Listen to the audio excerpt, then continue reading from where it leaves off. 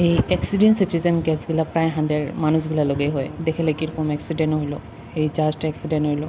So hey guys, welcome to my mini blog. সো তোরা দেখা পাচ্ছি এখন কত টাকার বাস একটা গিরে যাইছে আগুতারে।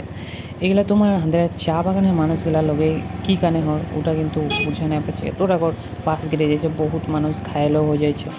আৰু তোর বাসটা কী কম উল্টেছে, তোদেরকে দেখাবো কী কম উল্টে যাইছে বাসটা। মানুষগুলা বলার মধ্যে স্লিপ খায় কোনো সাইডে গেলো বাসটা, কিন্তু এটা কার ভুল আছে ওটা কিন্তু কম নাই পেলে।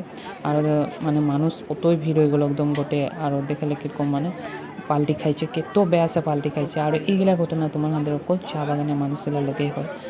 আৰু এখন লগালগি এম্বুলেন্স আঁকাইলো, আৰু মানুষগুলাকে মানে লাগলো আমার দেখা মতে 10জন মান তো ঘায়াল হইলো।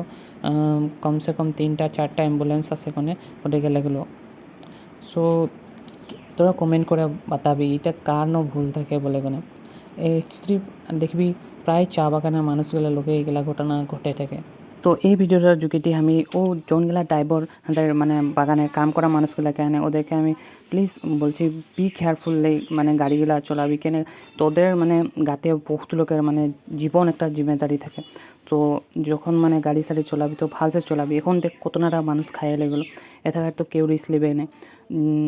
মানে যে যাবে হাঁদের মানুষগুলার কানেই যাবে, কারণ দুঃখটা তো ওরাই পাবে না।